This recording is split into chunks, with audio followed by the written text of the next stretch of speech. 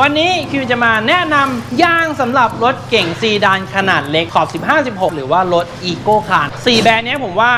เรื่องคุณภาพมันดีอยู่แล้วนะครับสำหรับคิมมันก็รู้สึกว่ามันแพงไว้หรือเปล่านะอย่างยางขอบ 15 ชุดหนึ่งข้ามไปแบบ 13,000-14,000 แล้วมีกลุ่มที่ 2 ให้เพื่อนๆครับเป็นกลุ่มที่คิมรู้สึกว่าคุณภาพก็ดีราคาก็โดนสำหรับคิมเลือกกลุ่มนี้แปลว่าคุณได้ยางแบบเทียร์2แต่ราคาประหยัดมากๆเพราะฉะนั้นโคตรคุ้มนะตัวนี้นะสำหรับเพื่อนๆที่งบจำกัดจริงๆหรือว่าต้องเปลี่ยนยางจริงๆแล้วช่วงนั้นขาดสภาพคล่องผมว่า4แบรนด์นี้เพื่อนๆไว้วางใจได้สวัสดีครับวันนี้คิมไทยบิดกลับมาอีกครั้งนะครับวันนี้คิมจะมาแนะนำยางสำหรับรถเก่งซีดานขนาดเล็กขอบ 15-16 หรือว่ารถอีโก้คาร์มีรุ่นไหนน่าใช้บ้างสำหรับประจำปี 2025 นี้ครับผมว่าน่าจะอัปเดตที่สุดแล้วแหละปลายปีนี้ไม่มีข่าวเลยว่าจะมียางรุ่นใหม่ๆออกมานะครับขอบ 14 15 16 เนี่ยผมว่ารุ่นใหม่ๆค่อนข้างออกมาน้อยมากๆแล้วหลังๆเนี่ยทุกๆแบรนด์เนี่ยก็ออกเป็นพวกขอบ 17 18 ไซส์ใหญ่ไปเลยเพราะฉะนั้นวันนี้คิมก็จะมาแนะนำยาง3กลุ่มนะครับกลุ่มแบบแพงที่แบบดีๆแล้วก็กลุ่มที่น่าใช้สำหรับคิมเองว่าเฮ้ยถ้าเป็นคิมจะใช้กลุ่มนี้แหละแล้วก็กลุ่มยางราคาประหยัดนะครับมีแบรนด์ไหนบ้างมีรุ่นไหนบ้างติดตามครับ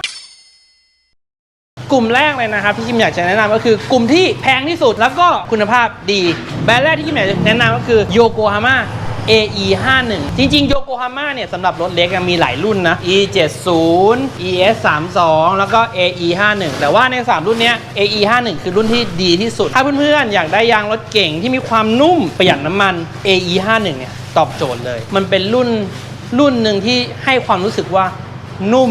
เงียบถ้าสมมติว่าคุณไม่ได้อยากได้ยางประหยัดน้ำมันแต่อยากได้ยางนุ่มเงียบ185 60-15อย่างเงี้ยโยโกฮาม่ามีรุ่น V553 ซึ่งมันเป็นรุ่นท็อปที่สุดของโยโกฮาม่าเพื่อนๆก็สามารถที่จะเลือก V553 ได้แบรนด์ที่2ครับที่คิมอยากจะพูดถึงก็คือแบรนด์บริสโตนถ้าเพื่อนๆคนไหนอยากได้ยางทนอายุการใช้งานยาวนานบริสโตนตอบโจทย์เพื่อนๆแน่นอนครับไม่ว่าจะเป็นรุ่น EP 150หรือ EP 300ทั้ง2รุ่นเนี่ยเป็นยางประหยัดน้ำมันที่ค่อนข้างตอบโจทย์ในเรื่องของประหยัดน้ำมันและอายุการใช้งานแบบมากๆถึงราคาแพงแทบจะแพงเกือบที่สุดแล้วนะครับแต่ว่าขอบอกเลยนะครับว่าใช้แล้วโคตรคุ้มแล้วก็ใช้งานในเมืองขับออกต่างจังหวัดทนเนี่ยบริสโตนตอบโจทย์เพื่อนๆแน่นอนแบรนด์ที่3ครับมิชลินรุ่น Energy XM2 Plus เป็นรุ่นที่มา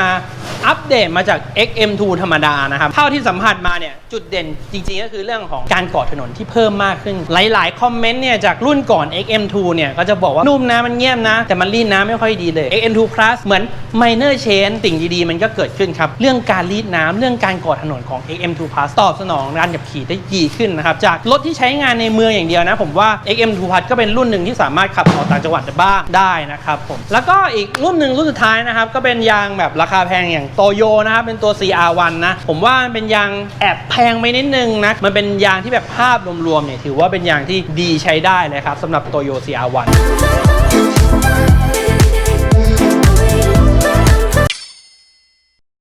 4แบรนด์นี้ผมว่าเรื่องคุณภาพมันดีอยู่แล้วนะครับสำหรับคิมมันก็รู้สึกว่ามันแพงไว้หรือเปล่านะอย่างยางขอบ 15 ชุดหนึ่งข้ามไปแบบ 13,000-14,000 แล้วเราขับรถแบบ Vios นิสสันมาร์ทมันแพงไหมนะผมก็เลยมีกลุ่มที่ 2 ให้เพื่อนๆครับเป็นกลุ่มที่คิมรู้สึกว่าคุณภาพก็ดีราคาก็โดนสำหรับคิมเลือกกลุ่มนี้แบรนด์แรกเลยคือแบรนด์ Continental เป็นแบรนด์เยอรมันคุณภาพมาตรฐานเทคโนโลยีต่างๆมาจากยุโรปมาจากที่เยอรมันคือคุณภาพดีมากจริงๆนะแล้วยางรุ่นนี้เนี่ยก็คือรุ่น CC7 เป็นยางที่คอมฟอร์ตนุ่มขับสบายแล้วก็รีดน้ำได้ดีด้วยนะครับและที่สำคัญปี 2025 นี้เนี่ย Continental เขาค่อนข้างทำตลาดอย่างหนักเลยขอ 15-16 ลดราคาลงมาจนเป็นยางที่จับต้องได้เอาจริงๆนะมันเป็นยางเทียร์1นะแต่ว่าราคาตอนนี้มันเกือบเบียดแบบเทียร์2ล่างๆไปแล้วผมว่ามันเป็นตัวเลือกตัวหนึ่งเลยที่คิมรู้สึกว่าถ้าคิมจะเปลี่ยนยางแล้วในกลุ่มแบบรถซีดานขนาดเล็กนะ Continental CC7 รุ่นนี้ถือว่าเป็นรุ่นที่แฮปปี้แน่นอนรุ่นต่อมาครับ Goodyear ยังเป็นหนึ่งในใจที่ผมรู้สึกว่ามันเป็นยางที่ทนมากๆนะ Goodyear ในรถซีดานขนาดเล็กมี2รุ่นคือรุ่นดูลพัท2แล้วก็รุ่นแมกกาดผมชอบรุ่นแมกกาดมากกว่าเพราะว่า1เลยทนกว่าแข็งแรงกว่ารีดน้ำเนี่ยทำได้ดีกว่าดูลพัท2เนี่ยคือมันถูกกว่านะแล้วก็อายุการใช้งานยาวนานกว่าแต่ผมรู้สึกว่ามันยังไม่ครบรอบด้านผมก็เลยอยากจะแนะนำเพื่อนว่า เฮ้ยถ้าคุณมีงบอีกนิดเดียวนะต่างกัน 200-300 ต่อเส้น Goodyear Azurant Maggard คือเป็นรุ่นที่ตอบโจทย์สำหรับรถซีดานขนาดเล็กอีกหนึ่งตัวที่คุณแบบว่าซื้อใช้ครั้งหนึ่งแล้วแบบยิงยาวไว้ได้เลยมีรับประกันก็เยอะมีบริการช่วยเหลือฉุกเฉินตลอดปีนึงอีกคุณไม่ต้องซื้อประกันช่วยเหลือฉุกเฉินแล้วอะซื้อยางตอนนี้ก็มีแถมให้เลยก็ถือว่าเป็นตัวที่คุ้มนะยี่ห้อต่อมายี่ห้อที่3แล้วนะครับสำหรับยางที่คิมสนใจ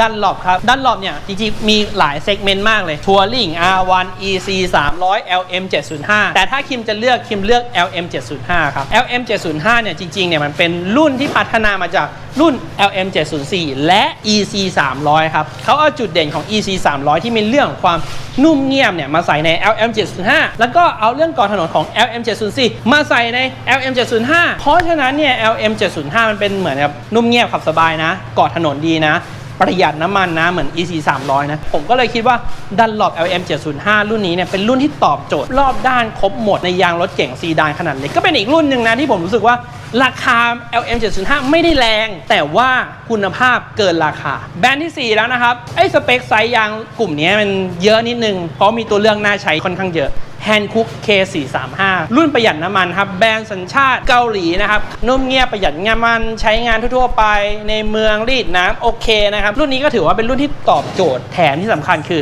ราคาเบาสบายเลยไม่ข้าม 2,000 อ่ะถ้าพวกขอบ15อะไรเงี้ยแล้วก็แบรนด์นี้ครับแบรนด์ที่คิมแบบคิดว่า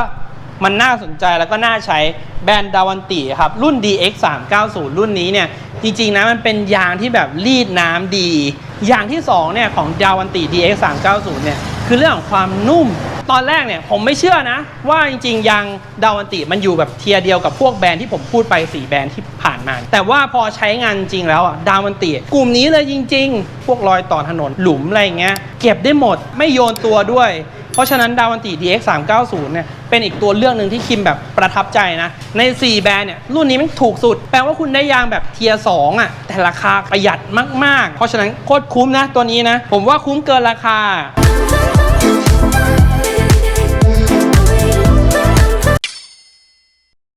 กลุ่มสุดท้ายนะครับกลุ่มยางราคาประหยัดมีหลากหลายยี่ห้อมากณวันนี้นะ Maxxis MAP5 รุ่นนี้ก็ถือว่าตอบโจทย์ยางราคาประหยัดอยู่ในบ้านเรามาเป็น10ปีแล้วใครๆก็ไว้วางใจแบรนด์ที่2 D-Stone RA01 รุ่น RA01 มันเป็นรุ่นที่แบบพัฒนามาจากรุ่นก่อนนะแล้วก็ตอบโจทย์ความนุ่มการก่อถนนดีขึ้นกว่ารุ่นก่อนนะราคาเนี่ยโคตรเบาโคตรสบายเลยเพื่อนๆหาซื้อทางออนไลน์ทุกๆช่องทางนะ 6,000 น่ะ Dayton DT30 รุ่นนี้ก็ถูกแล้วก็แบรนด์สุดท้ายที่ผมอยากจะพูดถึงก็คือแบรนด์โอตานิ EK1000 ก็เป็นยางราคาถูกที่เพื่อนๆสามารถหาซื้อได้ตามท้องตลาดทั่วไปนะครับก็เป็นยางราคาประหยัดที่คิมอยากจะแนะนำนะ Maxxis โอตานิ D-Stone Dayton 4แบรนด์นี้ผมว่ายืนพื้นได้เลยสำหรับเพื่อนๆที่งบจำกัดจริงๆหรือว่าต้องเปลี่ยนยางจริงๆแล้วช่วงนั้นนะขาดสภาพคล่องผมว่า4แบรนด์นี้เพื่อนๆไว้วางใจได้อาจจะระยะสั้นหน่อยไม่ได้แบบใช้ยาวอย่างกลุ่มที่2หรือว่ากลุ่มแรกนะแต่ใช้ได้ปลอดภัยแน่นอนครับวิ่งเที่ยวทั่วไทยได้แน่นอนสบายหายห่วงนะครับผมจะเป็นยาง 3 กลุ่มนะครับสำหรับรถเก๋งซีดานขอบ14 15หรือว่า16ขึ้นมาบางตัวบางไซส์ผมว่าภาพรวมปีนี้ประมาณนี้ครับไม่น่าจะมีอะไรอัปเดตมากกว่านี้แล้วผมไม่มีข่าวแล้วว่าสิ้นปีจะมีรุ่นไหนออกมาใหม่ผมว่าถ้ามีอีกทีก็คือประมาณกลางปีหน้าอาจจะมีตัวมิชลินนะเพราะว่าตัวนี้มันเก่ามากแล้วส่วนดาวันติเนี่ยผมได้ยินมาว่าปีหน้าจะมีรุ่นใหม่มาอีกรุ่นนึงคือรุ่น HP1 คือจะนุ่มเงียบกว่านี้แล้วก็รีดน้ำได้ดีกว่านี้นะครับแล้วราคาเนี่ยเท่าที่ผมเช็คมานะคือราคาเท่ากับตัวนี้โคตรดีนะครับยังไงฝากเพื่อนๆนะครับกดไลค์กดแชร์กด Subscribe กดกระดิ่งติดตามนะครับแล้วก็ฝากเพื่อนๆนะครับคอมเมนต์มาด้วยนะครับว่าเพื่อนๆเคยใช้ยางรุ่นไหนแล้วเป็นยังไงบ้างแชร์ประสบการณ์ยังครับว่ายางตัวไหนดีไม่ดียังไงนะครับยังไงวันนี้คิมขอบคุณมากครับสวัสดีครับ Stay here. Why you always wanna leave? You got my attention, baby. Both got intention, maybe all of